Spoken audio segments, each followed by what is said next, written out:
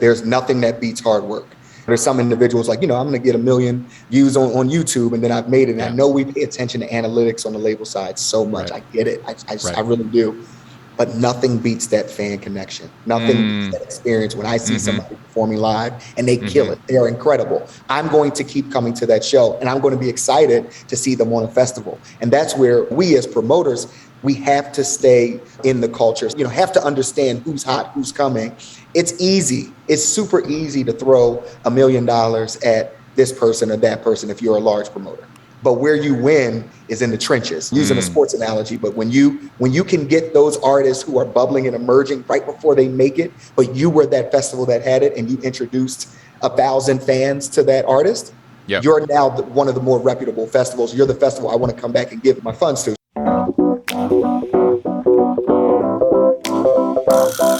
What's going on? Welcome to the New Music Business. I'm your host, Ari Herstand, author of How to Make It in the New Music Business, the book, 3rd edition coming very soon. Today, my guest is Brandon Pankey. He is the Vice President of Business Development and Operations of Live Nation Urban. And at Live Nation, he has worked on a bunch of festivals. We get into all the festivals that he has produced and developed, some from the ground up over the last 10, 15 years. He runs a TV network that has just launched. He was actually one of Ebony's Power 100 of last year.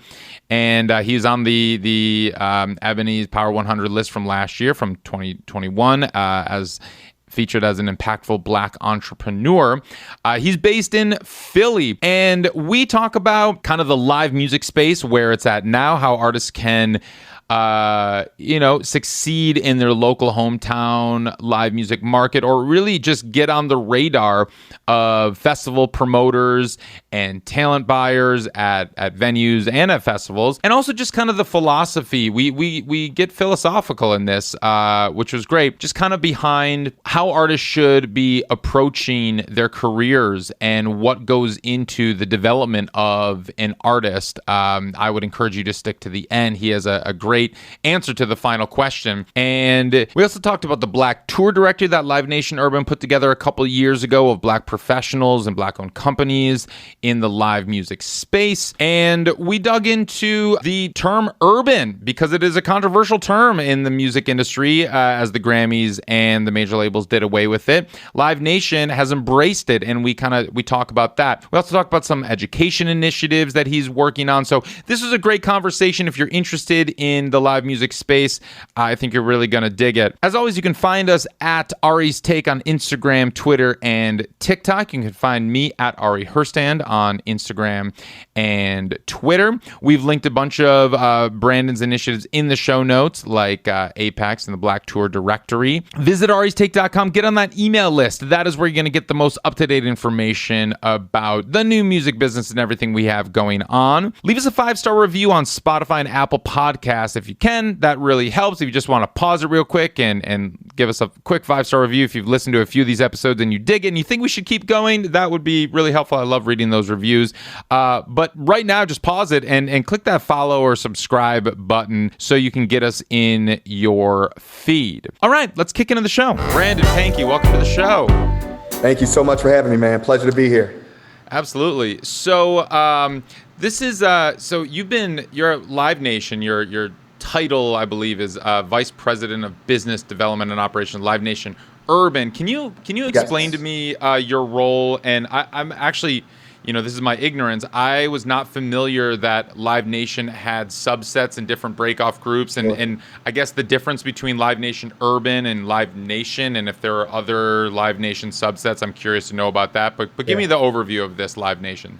For sure. So let's start with Live Nation Urban, and I think it's a testament to Michael Rapino understanding that leadership is needed in all facets, and there are a lot of joint ventures within Live Nation. This one was founded and started by Sean G., who was the president of Live Nation Urban, and really just looking at sort of the voids or the holes, within the live entertainment space. And in that was really a focus that really super served audiences for hip hop, R&B, and gospel. And that was sort of the genesis of what Live Nation Urban was, and founded in 2017. I was there from inception, Sean G., myself, and, showing the power of the brand, Heather Lowry, who is now the CEO of her own joint venture within Live Nation, called Femin Forward. And so my role is really helping to develop new businesses as business development and really help the operations of each of the festivals and events and platforms that we have. I mean, that ranges. We have a ton of festivals, artist curated festivals like the Roots Picnic in Philadelphia, Little Louisiana Fest in New Orleans, Little Wayne's Festival, her festival, Lights On Fest in the Bay Area. We also have partnerships that we do, Broccoli City Festival in Washington, D.C., in partnership with two amazing founders, Brandon Pankey and Marcus Allen, and then also One Music Fest in Atlanta, the incredible, Jay Carter. On top of that, this year, in 2022, we launched Strength of a Woman, which is our partnership with Mary J. Blige in Atlanta. And since inception, we've had an amazing gospel festival with Kirk Franklin called Exodus Music Fest. Nice. Music and Arts Fest, in Dallas, Texas. And I know I'm missing a couple of the things that we do, but it's really a testament to the growth and the strength of the company that we've been able to grow and expand so quickly in the past 5 years at this point. Cool. And what is your involvement with the festivals? What do you work on? For sure. So, the Roots Picnic to me is of course the most special. That's, I've been working with Sean in various capacity since 2006. And, the Roots Picnic was founded in 2008 by the Roots, Amir Thompson, Tariq Black Thought Trotter, Sean G, and Richard Nichols.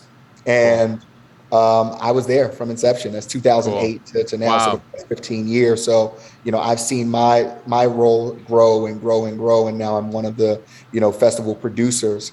So that's really the one that I would probably say I'm all the way in 1,000%.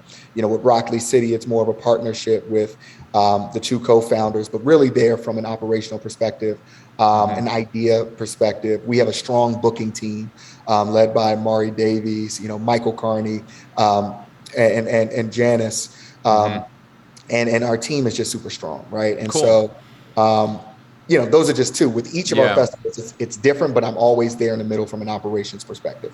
Cool. I'm curious when it comes to, let's talk about the Roots Picnic for a little bit. So, big names on this. Mary J. Blige was on this one from this last year. WizKid, Jasmine Sullivan, Kamasi Washington, obviously the Roots, Masego, Chief Keef. It goes on and on. Big names. Robert Glasper. So, what about I'm interested in kind of. So this is based in Philly. Yep. Is there a place on this festival, or any of the festivals, but specifically this one, for kind of emerging talent? And if so, how do those artists get on your radar or anyone at the festival's radar? How do you welcome in the emerging talent that may not be represented by a big agent that Live Nation works with? No, for sure. For us, particularly with the Roots Picnic, it is our love letter to Philadelphia. So, when we say that, that's not just a gimmick or a joke. We put on young musicians in Philadelphia. This year, we had Suzanne Christine, Akil Dawood. We had a few others that we had there that were just young and emerging. And we had DJs, our DJs that were there, DJ Active, DJ Diamond Cuts. They are Philly mainstays. We have to have young emerging artists on this. And this is just the lifeline and the ecosystem of the business, right? Cool. Yeah. Our goal with Live Nation Urban, and one of the main tenets is, okay, we start you here. You're on the bottom line, year one. As we continue to help and develop your career, you're now on that middle byline, year 5, year 7, you're one of our headliners. And, an example of that is Ari Lennox, who, was, someone that we started with younger in her career. And now she was one of the headliners at Broccoli City this year. And so that's sort of the vision. And we always, I live in Philadelphia. I'm going to the shows. I'm checking out who's hot. I'm getting recommendations from those, I'm not the youngest anymore. So I'm getting recommendations from those who are out and a part of culture. And we all do that, respectively. So we could not survive as a company. We could not say we represent culture if we didn't tap in and support emerging artists. So if there are these emerging artists specifically in Philly that are listening to this right now and they're like, man, I want to get on Brandon's radar. I want to be that line one on next year's Root City. What is your recommendation specifically to these artists on what they should be doing? They should be working. They should be hustling. They should be getting to know all of the local promoters, all of the local booking agents in their city, because it's always important, particularly in this culture, in this climate. It's funny. I just had another panel discussion today, and we were talking about, sort of where the album is in 2022. And, if you're on TikTok and you're looking at a dance, you may know the song and it's popular, but you don't know who the artist is. Right. And so it really is about artist development, and where you get your core audience and your fan base is always, always, always going to be through live. So I would always, in Philadelphia, reach out to the TLA, which is 1,000 capacity venue, reach out to the Foundry, which is 500 capacity, and try to get on, be an opener for some of these other acts. There's something called consignment, where, if I'm an opening artist, you'll give me 100 tickets, sell these tickets. And if you can sell out 100 tickets through consignment as a local promoter, I'm like, wait a minute, is this somebody I should have opening up for the next show and the next show? And then now you're on the radar of a Live Nation, of an AEG or another promoter. And now, you can slowly start to matriculate and be in some more in those rooms and start to build your core fan base. That's the way for me, from a live perspective. Work, make sure that you're doing everything you need to do in your power to succeed. Yeah. That's really refreshing. Or reach out to Brooklyn Bowl. Paul Bacher was on the show here. He's the talent buyer at the Brooklyn Bowl, Philly and Brooklyn. We just had him a couple weeks ago on the show. So it's really refreshing to hear that live is important. Obviously, you're a little biased. You work in the live space, but it is refreshing. And I do hear that from managers and from label execs and label A&R. It's, even though the industry is so obsessed with TikTok right now and everything that everyone's talking about is TikTok, it's, like you said, a lot of the kids might know the song, they don't know the artist. And that that fame is fleeting. And you could be, flash in the pan moment. And then even if they might come check you out live, and if you can't bring it live, then you're going to lose that audience before you even get them. And so kind of the thing, luck is merely when preparation meets opportunity. And so grinding it out live, like you said, then when it gets to the point where maybe you do get some bubbling up online and people want to come check it out, or maybe Brandon happens to be in the room for your show, but you've played 100 shows before that and you know how to bring it live, you know how to work a room, and then that opportunity presents itself and then you can bring it. Yeah, I think you said it. There's nothing that beats hard work. Literally in this industry, and I know you see, there's some individuals like, I'm going to get 1 million views on YouTube, and then I've made it. And I know we pay attention to analytics on the label side so much. I get it. I really do. But nothing beats that fan connection. Nothing beats that experience when I see somebody performing live and they kill it. They are incredible. I'm going to keep coming to that show, and I'm going to be excited to see them on a festival. And that's where, we as promoters, we have to stay, in the culture, have to understand who's hot, who's coming. It's easy. It's super easy to throw $1 million at this person or that person if you're a large promoter. Right. It's easy. It is what it is. But where you win is in the trenches. I'm using a sports analogy, but when you can get those artists who are bubbling and emerging right before they make it, but you were that festival that had it and you introduced 1,000 fans to that artist, you're now one of the more reputable festivals. You're the festival I want to come back and give my, $200 for a 2-day or 3-day ticket to. So, or my funds to. So, it's important. I mean, festival can be a great discovery mechanism, and that's the thing. I mean, it's so much more impactful when you discover something in the live space than when you're just swiping on your phone. And when you're there, you have this electrifying experience in the physical realm, and so that's going to stay with you a lot longer. And people kind of disperse from the festivals with their favorite acts that, sure, they were going there to see, but also the ones that they discovered. There's always the, like, who did you see? It's like, oh, yeah, I saw Mary J., I saw The Roots, and it's like, but I caught this new DJ, and I caught this new artist that I never knew about, and they're Philly-based, and like, that's where the conversation gets really exciting, and that can actually spread much quicker, especially, word of mouth and local. And because we're so obsessed with our phones and internet and socials and all that stuff, I think sometimes we lose track of just that organic growth and that organic, spreading of the word of mouth, which is kind of the oldest way to share information, and it still works. And I would say, arguably, and even now, I was going to say before social media, before all of the technology, but even now, the intimate performance, that emerging artist that you see with 200 people in your local club or your small theater, that's the original NFT. That's the original non-fungible token, because only you and those 200, 300 people had that experience and can share that experience. And that's why I will always vouch for the live music experience, always. Absolutely. I still have those ticket stubs, those paper ticket stubs from the early artists that I saw. I got them framed up, and it's like, man, it's so cool to see them in the small clubs, and then they blow up, and that, you know, you want to be there for that in the small festivals. Cool.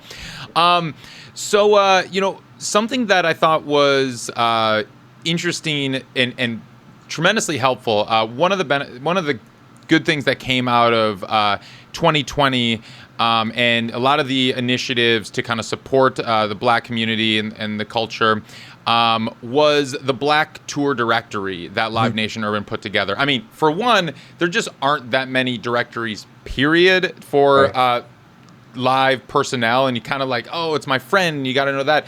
And that also presents a problem when you're only turning to your community and your inner circles. And that, you know, is like kind of where a lot of the nepotism historically in the industry has come from, is because people just like, you know, want to work with their referrals and who they know. And unfortunately, there's still to this day is not really that many tour directories that we can turn to. And that's why I appreciated seeing that there's the Black Tour Directory, because now there's no excuses really anymore to not be able to find the talent. Can you tell me about putting that together and just the intentions of what that is? Yeah, for sure. I mean, here's the thing. Let me take a step back, right? Sure. And I think, you know, we get upset. And when I say we, I'm going to say, you know, minorities or African Americans, you know, because there is we call it the boys club, or, you know, certain levels of nepotism in the industry. But if all of your friends look one certain way, that's all you know. And so that's the first piece. I don't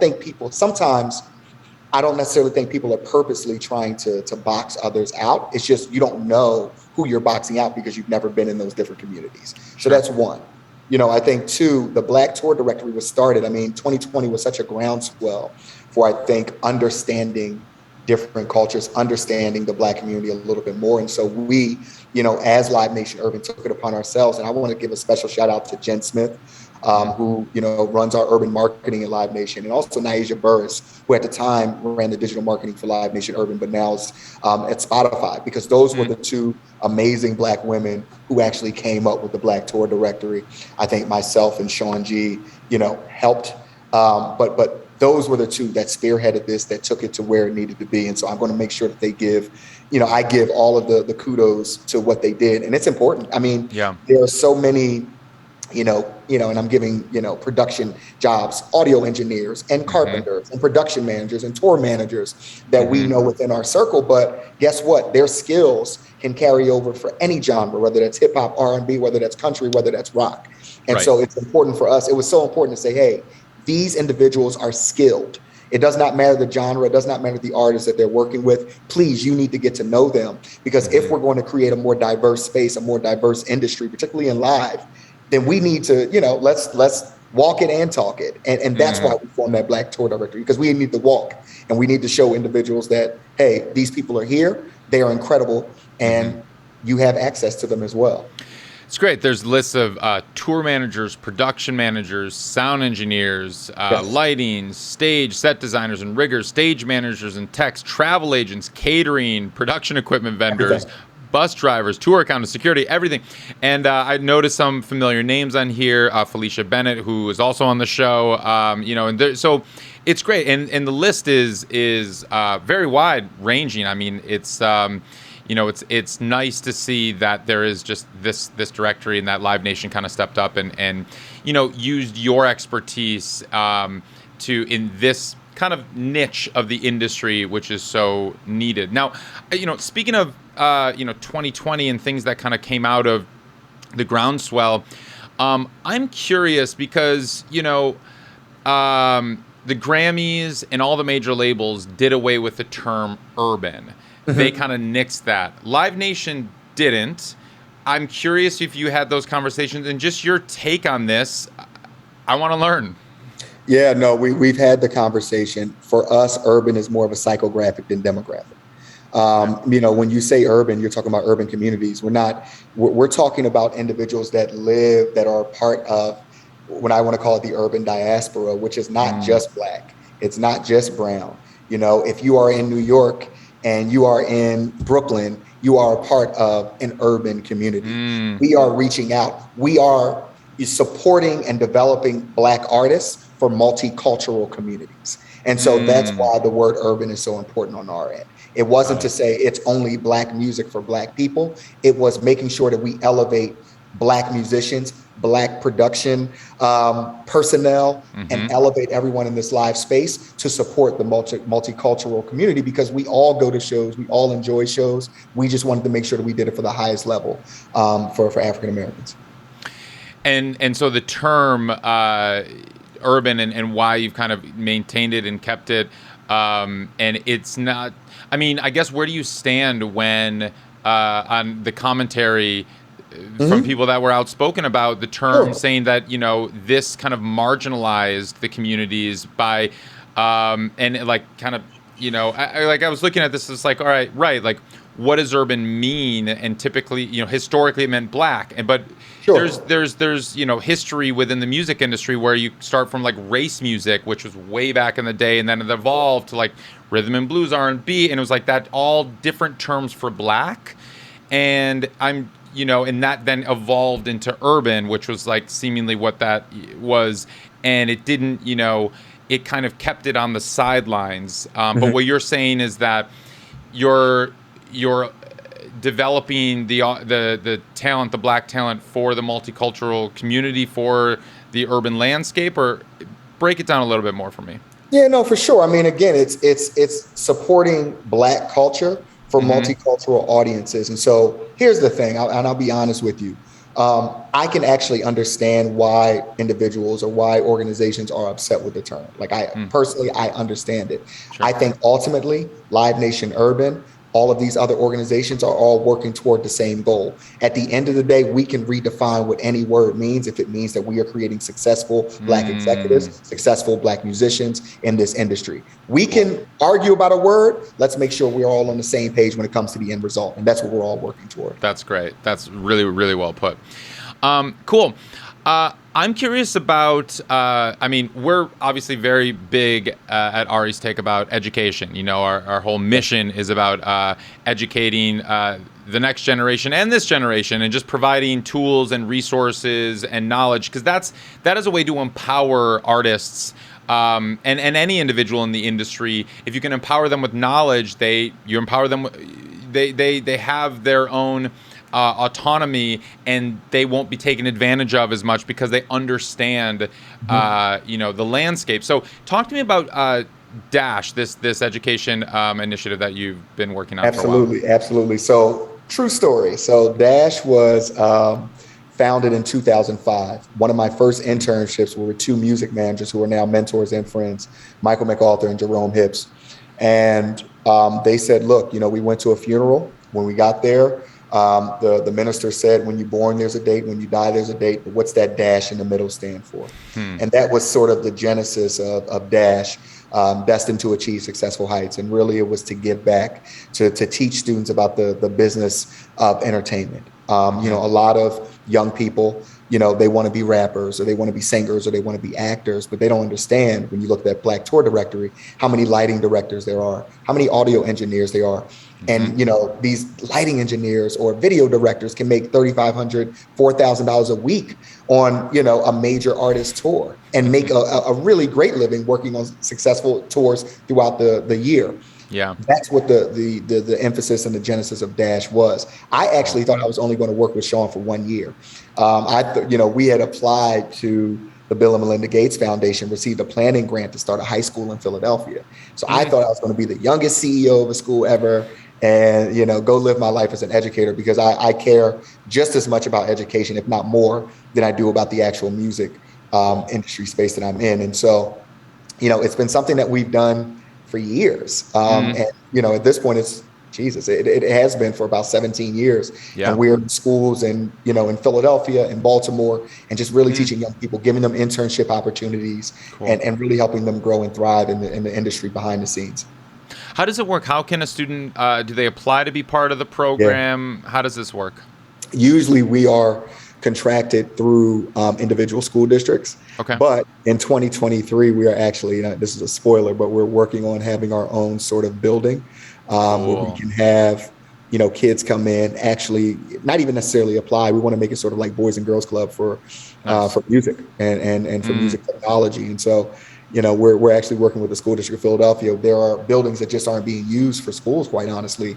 And, we're potentially going to be taking over one of those buildings and hopefully building, let's call it the 22nd century version of the next music industry executives. I love that. So cool. And how can people check out the Dash program? Absolutely. Go to www.dashprogram.org to learn more information. Cool. That's great. Yeah. So we're jumping around a bit because you do so much and you kind of have your hands in a lot of different things, but it's so fascinating to me.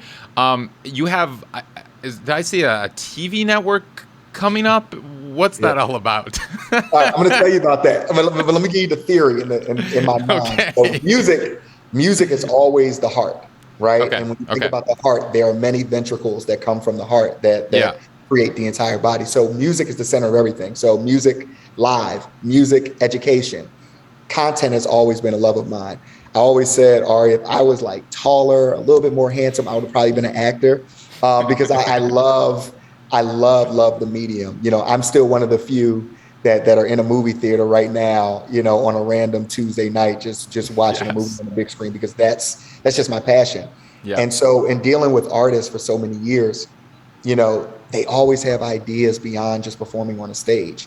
And if you look at the current landscape, 50 Cent has built an entire career off of TV shows on the Starz Network, a power universe. Lady Gaga, with A Star Is Born, with House of Gucci.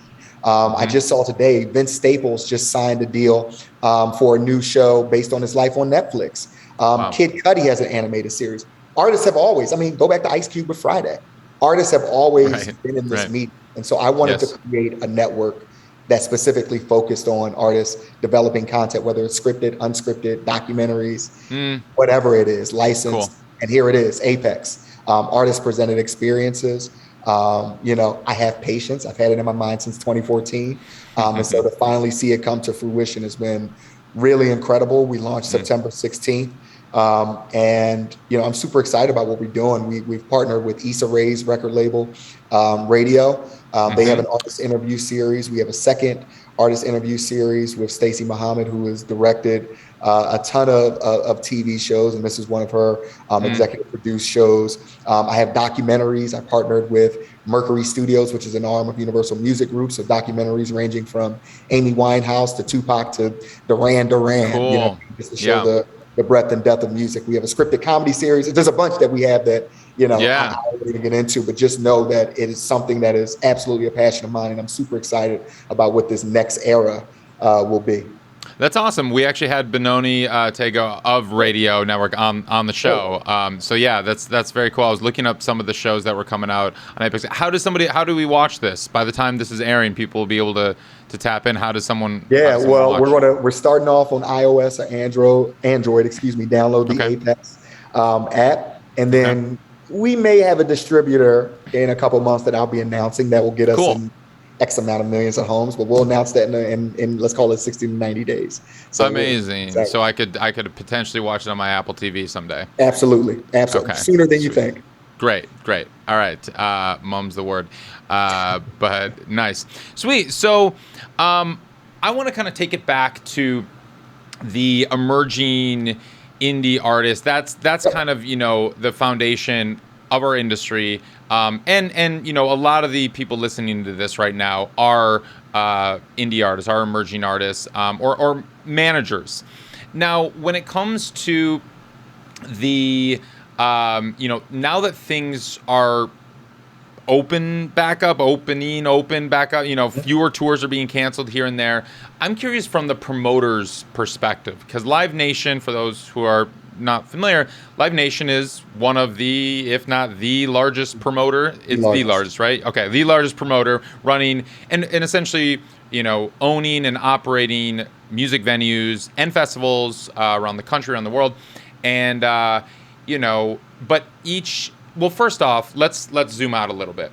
Can you break down just from a very macro sense of the operations of Live Nation as a promoter, just for somebody who doesn't really understand maybe what a promoter does, what Live Nation does, just to kind of grasp it, and then I want to get deeper into kind of how artists can take advantage of it. So when you say, just so I'm clear, the operation of Live Nation, I mean, here, I can tell you this: Live Nation is the largest promoter of live shows in the world. And so we're saying promoting a show, just from step by step. There is an artist that wants to perform in a particular venue. They will work with a Live Nation. They will receive something called a guarantee. A guarantee is basically with the fee that artist will receive. There are different variations of that, where it could be a guarantee versus deal, where instead of you receiving, X amount of dollars, you'll do a versus deal where you're betting more on yourself. Where it's like, look, you'll receive what we make, minus expenses. And at the door. And so there are ways that deal works out. The artist goes, performs, they receive a check from this, from this promoter. The promoter will then make their money off of tickets and potentially some other ancillaries. Live Nation is phenomenal because Live Nation is everywhere. It's in every, almost every country in the world, own and operate venues. And when you look at where the live music business is going, just, to sort of piggyback on what you stated before, Ari, the live ticketing business is larger than it has ever been, really bounced back since COVID, since 2020 and 2021. 2022, we're selling tickets at a higher rate on a per quarter basis than we did in 2019. And 2019 was the largest year ever. So now 2022 is on track to be the largest year ever for Live Nation and for live events. So we're all the way back. If you are an artist, that's why I go back to what we talked about earlier. It's so important to, try to build relationships with those local bookers and those local promoters, because there's probably a festival in every major market now. And as you start building your name up in some of these smaller venues, there's absolutely an opportunity to be on one of the, quote unquote, smaller stages or second or third stage of fill in the blank festival in that particular market to start out with. Yeah. And that's a great tip, because it's kind of like, somebody could get super strategic about it and say, all right, what is the smallest Live Nation venue in my city? All right, I'm going to go play that. And then they rent, and then you kind of work your way up. You get known by those Live Nation talent buyers for that venue, because just to break it down a little bit further, some of my friends are talent buyers at venues here in LA, Live Nation venues. And, they have a Live Nation email. They're technically an employee of Live Nation, even though they might work at the Echo, for instance, or whatever, a 350 cap venue. But they have those venues all over the country. And so, but then you can kind of work your way up. It's just like, you jump from this venue to the bigger one, to the bigger one, to the festival, potentially. So for those artists that, might be wanting to kind of break in, or let's say they want to book a tour, let's say they can draw 400 people in their hometown market, what would you advise an artist when you think they're ready to tour, or how to go about it? Is step one get a booking agent, or what do you recommend?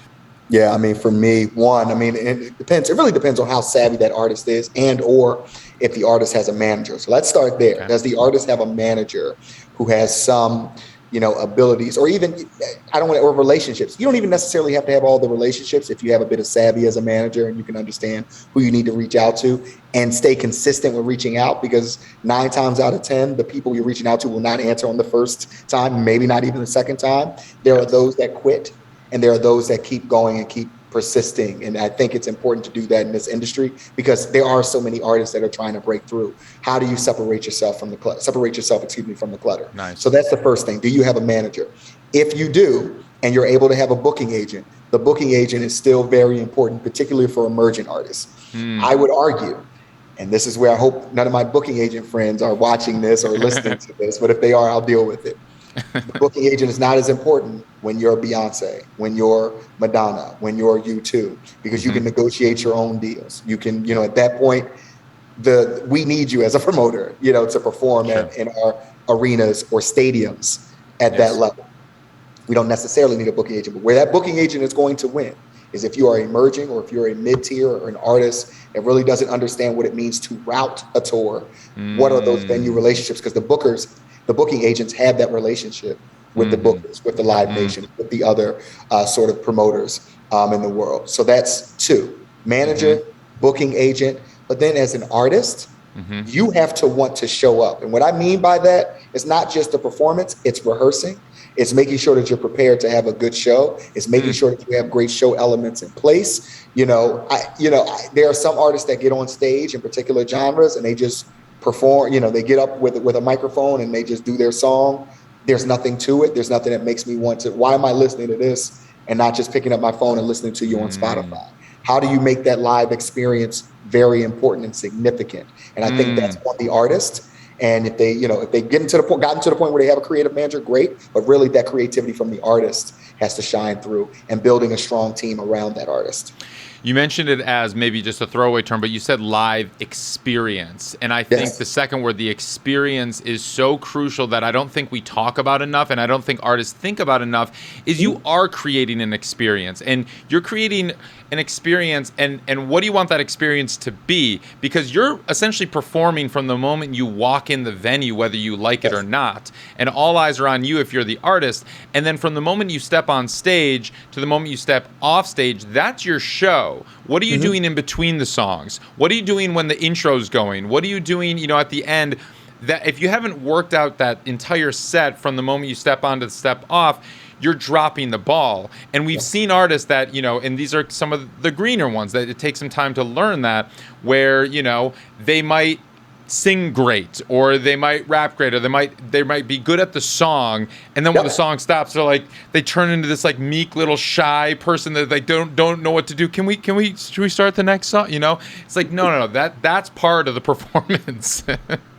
I'll say this: 60 to 90 minutes, which is generally the timing of a headline performance for an artist, can be one of the longest 60 to 90 minutes ever if you're not performing at a certain level, or it can be the quickest, most amazing 60 to 90 minutes ever if you are doing what you're supposed to do as an artist. There are some people that are not in the industry that will say, well, man, artists make a lot of money and they just get up on stage for an hour or for 90 minutes before. And I'm like, no. They don't just get up on stage. They are entertaining hundreds of thousands of people at one time. And I don't know if you understand, I argue with two people if we have one or two differences. You're dealing with thousands of people, whether you're a doctor, whether you're a lawyer, whether you're, a garbage, man, whether you are a firefighter. You are dealing with so many individuals at once. And you are connecting everyone through their love and passion for you as an artist. Do not forget about your artistry and who you are to each and every one of your fans. And I think when you think about that and really think it through, that's when the artists that really shine, and they shine the brightest. So well put. I mean, it's who you are, like you said, who you are as an artist to them. Because the thing is like you said, I keep going back to the song that somebody hears on TikTok is forgettable, and they might not know who the artist is. But what if they do choose to take that next step and jump in and go to your Instagram or go to your Spotify and dip their toes into it? Why are they going to follow you for life? Why are they going to follow you for this week, let alone for life? But what is going to inspire them? Because if you know who you are as an artist and you stand for something, then that is going to inspire them to follow you, to be part of this community that you're cultivating as an artist. And then when they go to your show and you elevate that and you bring the community together, that's what's going to make them lifelong fans. But if you just have one cool song, that's not going to make them follow you. They'll put that on a playlist and then forget about you next week. Exactly. It's about authenticity as an artist. It's also, and I mentioned this before, and this isn't a throwaway either. It's about practicing your craft, not just practicing in the studio, but practicing on that stage and really honing your live experience. Because here's the thing, and I say practice makes perfect. It may not be a great example, but I don't want, if I have a serious surgery, I don't want the doctor that this is their first surgery. I want the doctor who's been doing this, a few times before they get on and do the surgery for me. And that's the same way with music. I want somebody that really cares about it and has practice and understands what they're giving to the audience and to their audience, because it's their fans. And that's why, it's such a disservice when artists don't take the time to really perfect that, because you're not just doing it for strangers, or you might be doing it for the friend of your fan. But be clear, the majority of the people in that room are there really for you. Absolutely. And it's like they want you to do a great job. They've paid the ticket price. They're there for you, to support you. And that's why it's so much easier for artists, musicians on stage to tell jokes than it is for comedians. Because they're already on your team. They're there to support you. They're there for the music. And you can just make, you can crack half jokes and they're going to laugh because they're there for you. Right. They want to have a good time. And if you make them uncomfortable or you don't really bring it, not only are they going to be disappointed, they're going to be embarrassed because they brought their friends and they kind of rallied the group together to come take a chance on this artist that they don't know about.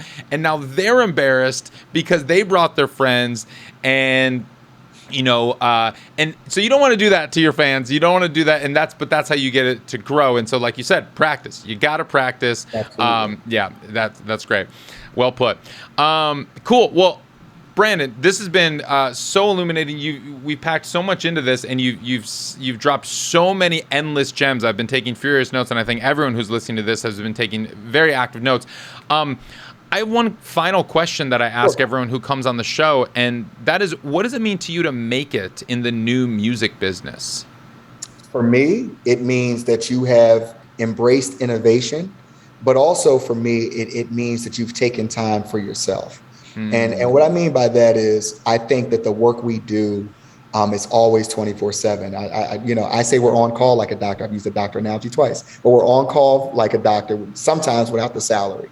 It's always on because artists always need things on a 24-hour basis.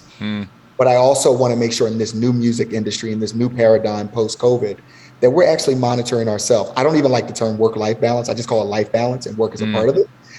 Because you already give work more power than life when you put it in front of it. And so when I say that you are an executive or you're just starting up, continue to put the work in, but you have to work on yourself as well, because it's going to make you a better executive. It's going to make you a better leader, to embrace everything that's coming and make sure that you embrace the innovation that's here, because it's not going anywhere. We didn't even get into NFTs and blockchain and AI and VR and AR, but all of these technologies are going to enhance everything that we're building in the industry and enhance the artist and the fan experience.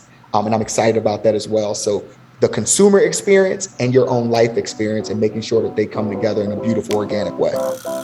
Brandon Pankey, that was great. Thank you so much. Absolutely. Thank you, Ari. Thanks for having me.